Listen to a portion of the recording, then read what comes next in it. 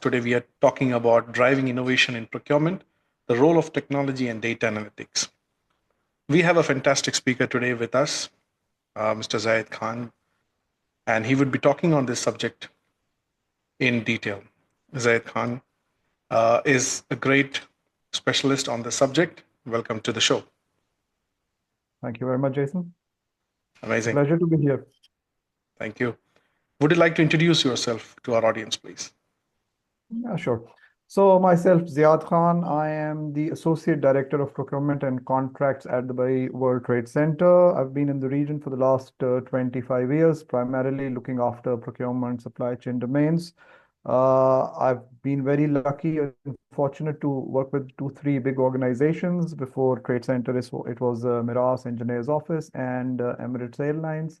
The way procurement and supply chain has evolved, it has been such an interesting journey that the learning continues. So it's obviously every time there's an opportunity to network or to learn from peers in the industry, I am the first one to say yes to. So thank you very much for having me here. And I hope we all can collectively continue our learning journey. Thank you, Jason. Yeah, you mentioned an important factor there, learning, continuous learning, which is so much critical, especially in the supply chain and the procurement world, when innovations and lots of developments are going around the world, when automation is actually affecting positively, we would say, in this whole supply chain industry. Learning, continuously learning, and being or maybe kind of upskilling ourselves is so much critical. So, driving innovation in a procurement through technology and data analytics is a game changer for any business, and you would have experienced that as well. So, my first question in regards to this is, how can procurement leaders like yourself strategically leverage this technology and data analytics so critical, which can help in cost savings and enhancing value? So, how can leaders actually see this as a benefit? Yeah, it's a great question. And I think when you say leaders and leveraging technology, I Mm, think we need to step back from the fact that now there is so much onus on us as decision makers. And I think when it comes to decision making, it's like you're driving the organization forward. So how can we make better decisions is the question. And then suddenly you realize that accuracy of what is around us is so important, and obviously efficiency of time. Uh, Technology brings that to the table. As long as you're not fearing it, you're making use of it, you're improving your decisions. I think it's a great opportunity for all leaders to look around and leverage whatever you have around. I'm all for technology, but I'm all for using your current ERP capabilities as well at the same time. Because I think this little technology hype made all of us realize that there's so much to explore within what we have currently. And I think it goes down to that bottom line of better decision making. So leaders are expected to take decisions in the interest of the organization, which eventually results in better revenues, profits, whatever you call it. But all goes down to how are you driving those decisions? Are you confident about it? You're there to manage spend, right? yeah. When you manage spend on behalf of the organization, I think you need to back your decisions. And now that you've got tools that can make you more confident, I think it's high time all of us adopt that. Yeah, you mentioned one critical element there. You have all the things available, your ERP with you, but then people forget to use that to its fullest potential. So that is one critical element there which you mentioned.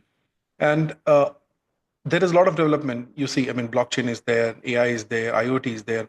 Have you experienced this in close with your existing projects, especially in the supply chain and the procurement role? So I think these technologies have one common element, which is real time, the fact that things are real time. And the region we are in, it's very time centric. I Right. think things, dates that are announced, they don't change much. All we need to do is adjust around this.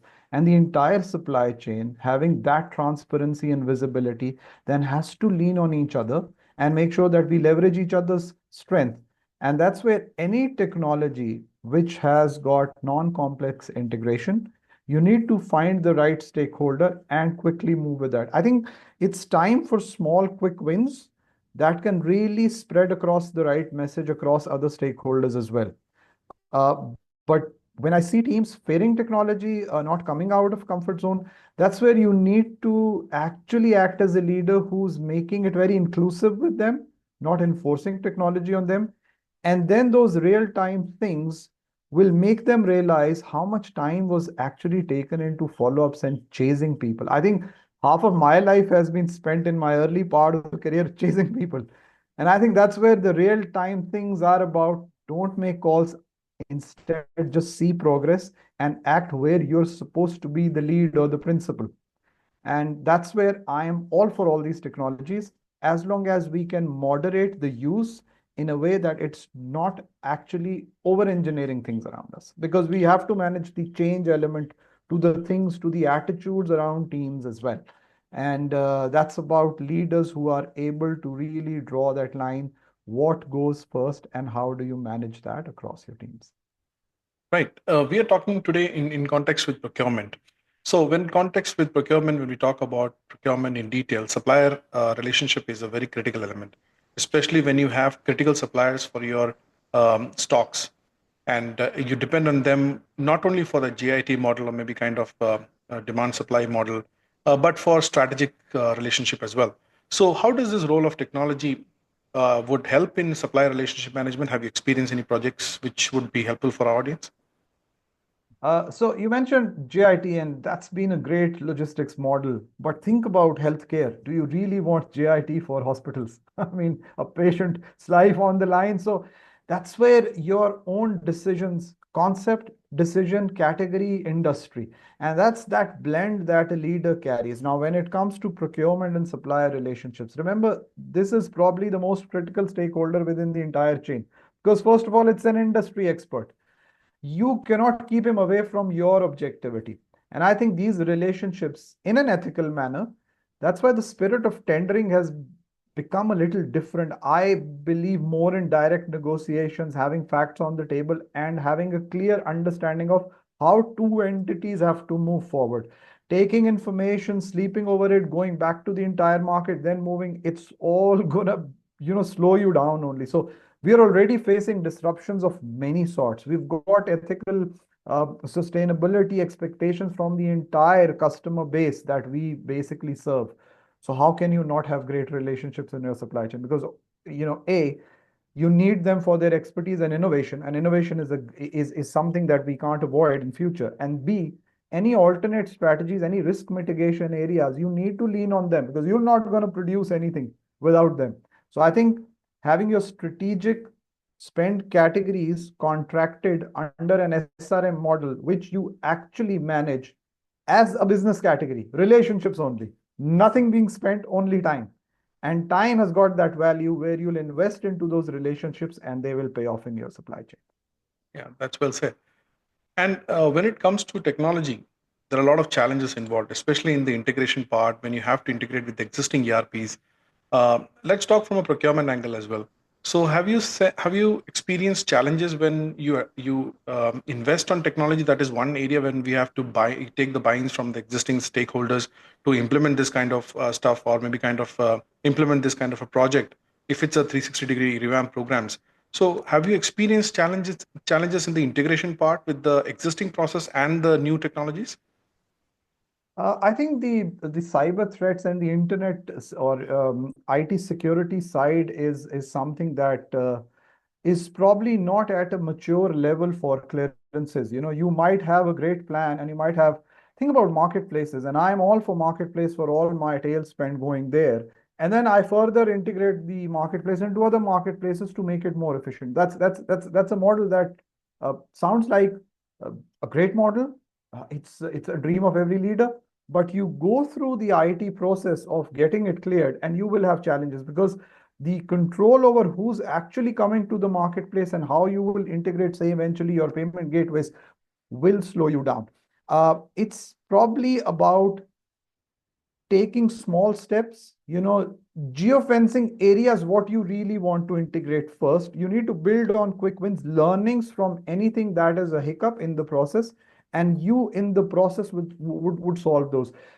And I go back to smart chain or smart contracts or blockchain. I mean, I've attended events for that, being a procurement, kind of learning professional, and I could not make out any single thing out of those sessions. I could see authenticity, transparency, clarity, ratification. Yeah, great benefits, but how would it actually work within my supply chain when I'm actually dealing with multiple categories, about 700 vendors and 20,000 transactions in a year? I would want to switch to that, but you see, the concept came, but it has not been rapid into adoption as yet. So that's where we need to be very smart with our thinking. What is a priority as an objective for us? Think about ethics right now, sustainability. I think I would need to use technology that can give me filterless visibility into a supplier who's probably based out of Far East, right? There's no compromise on that, because what I can't have into my system is unethical practices through a supply chain, tier 3, tier 4, whatever it is. So yes, I would invest into a rating agency maybe, right? But that's where you need to really see what you want to integrate and how. So integrating those suppliers areas of operation, bringing visibility of what I've created as parameters to qualify a vendor, I need to see those rather than asking them a question. It has to be a very filterless area of visibility that allows me to decide if they are going to be on my vendor list or no. And that's what I think we need to focus areas, because the start of any supply chain vendor pre-qualification. I Yes. think if a technology tells us who's the right vendor base for this category, this sensitivity, this timeline, their records, and going further, who's actually rating them? Who's rating that rating agency? You think about a rating agency, but who's rating them? It's Yeah. such a new concept. You don't really have too much history behind all this. So I think smart leaders need to be very agile with their mindsets to make sure that they cannot be perfect in the decisions right now, but they should be at least aware of the fact that they need to move and learn while they're moving, because the next decision has to be better than the previous decision. I think those innovations would be in the wish list of our, or maybe in a bucket list in the coming days, where you want such kind of transparency in all your sources. When I talk about transparency, I quickly remember the sustainability element as well. When we talk about sustainability these days, uh, tracking your suppliers, the source of the product is so much critical if you want to build a sustainable supply chain. When we talk about circular supply chain or maybe kind of sustainability in procurement, have you experienced changing some aspects to it, or maybe your opinion on sustainable procurement? See, the region we are based in, I think one positive side I would say is the in-country value drive that we have started. So our first risk mitigation area is alternate strategies, make it in the Emirates. And I think that's a great program to actually have economic acceleration as well. Obviously, there would be some unavoidable categories with certain expertise or niche, lying in another country. And I think old days, I would say there would be third party agency, your SGS involved in, doing those audits. But if there's a category that it asks you to go and be on supplier side, then yeah, you have to do that. Um, Supply chain rating agencies assigned to rate your supply chain is a great element that has been recently adopted by many companies. I think you've got your SEDEX and EcoVadis, and these entities are specialized in, I'm not saying they probe vendors, but they ask the right questions. And I think the day your supply chain realizes that this is an unavoidable category of query, that they probably would think it has got 10% of weightage in their evaluation criteria. I think more than the 10% or a 20, it's about sending the right message that we will not deal with a non-rated agency. And I think their systems, it's a responsibility to lift the supply chain standards. You can be a great organization, you can progress well, you've got great annual reports, but what's happening to your supply chain? I think it's a responsibility to lift them as well in the process. And one way to lift them is get the message across. We are becoming sustainable and we are only as good as our supply chain. So that's where I think it's going to be an important factor for companies to also realize that they need to become very transparent, and where there are areas of cost. And I tell you, private businesses, this region, the first thing or concern reservation they would have is this requires money, Yep. your rates in the contract are not changing. How would I fund it? Right? But it's going to be a journey which is going to give you good customer feedback, goodwill, whatever you call it. There is a tangible side to it as well. Right. And when I see certain companies who are in the middle tier, there is no harm in supporting them with something that you invest into their systems to bring them to those levels which are becoming sustainable for you. And I think eventually they will uh, be on their feet themselves, and you're actually doing a favor to the entire industry. So that's how smart leaders have to think very holistically. It's not just about our organization or your organization, it's about an industry and eventually the region we work in, and then the pledge that the region makes to the authorities later on. Yeah. So that's how I see it going forward now on the sustainability front. And do you see that? I mean, do you feel that there are enough regulations for monitoring these things? Uh, I think there is still room for expansion and improvement, but you would probably have a legislation very soon coming in May Okay. with regards to sustainability and how things would be governed. Data protection has been one for a very long time. That has been inducted in so many contracts, but we probably follow a certain standard that has been adopted in another region. But then sustainability, like I said, is a non-negotiable thing. Procurement inherently has to become sustainable. So I think you'll see many standards of pre-qualification, vendor listing, declarations.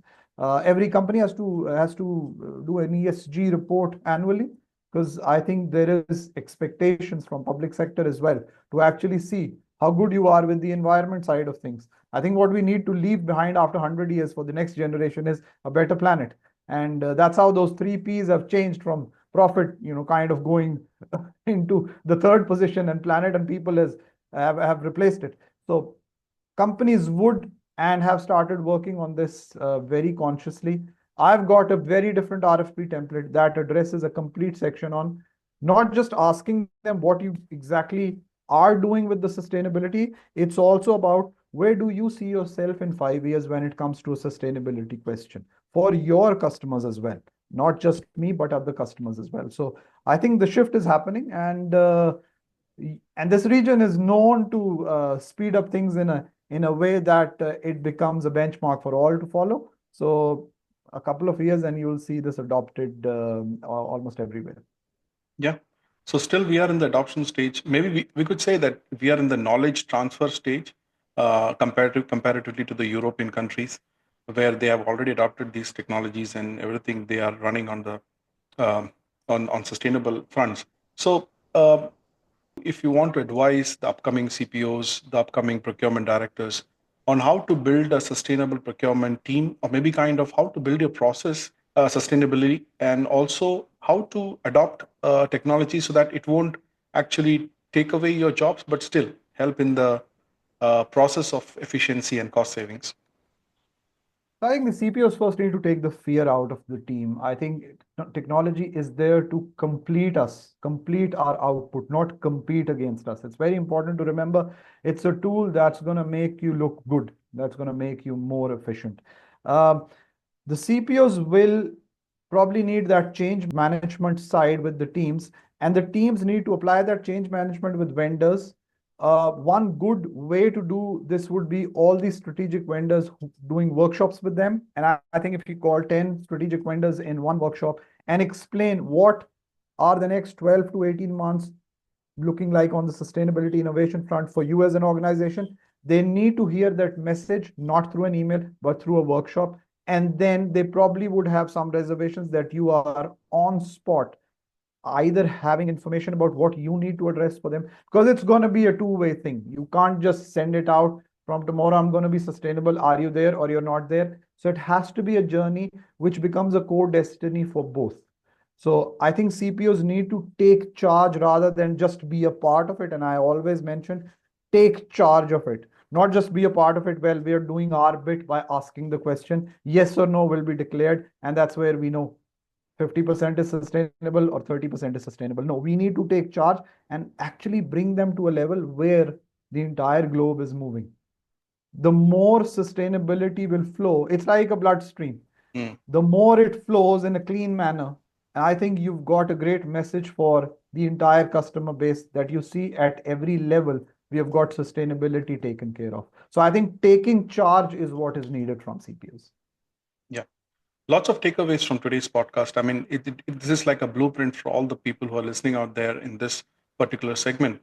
I love the part where you mentioned that in your RFP, you should have one important question: where do you see the next 5 years on the sustainable front? Asking all the suppliers. I mean, this is such a thought-provoking question, and most of the suppliers fail to answer this. And maybe suppliers don't have a clear roadmap on what is the next 5 years coming up for them in terms of sustainability. So, your closing remarks on today's podcast, and then we'll quickly wind up. I think communication is not just enough. I think our very dear friend at SIPS, Hari, always tells me this, and I have always used it for my closing areas. But not just the words he's or I basically second the same. Communicate and collaborate. And collaborate is not just looking at a company as a partner. I think you need to invest that time. There would be technology helping you with other tasks. People have been complaining about a lot of PRs that I can't handle in my category. It takes a lot of time. Technology is there to do that for you now. Leverage that technology, get your time out to invest into those areas which are very interpersonal, which are very human interaction centric. And SRM, communication, collaboration, getting to a point where you're looking at a destiny probably 2 years away. Together, you might achieve that in 12 months. I think these are my takeaways from any session when I meet peers. I think there's an expectation of procurement. Procurement is being given that seat on those board level discussions that tell us how do you want us to drive things forward at an organization level. So if that sort of importance has come to us, I think it's our responsibility also, not just upskill, but apply that upskilling and invest time into those relationships, which will actually show a different landscape of how things were being done and how you want to progress forward, as in progress further into where the industry is heading, not just be isolated in what you want to do. Absolutely.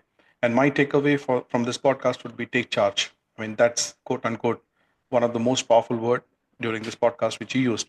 Thank you so much, Zayed, for spending your You're very time with welcome. us. And we'll meet in the coming future on Energy Talks. Thank you so much. Have a great day. Well, you too.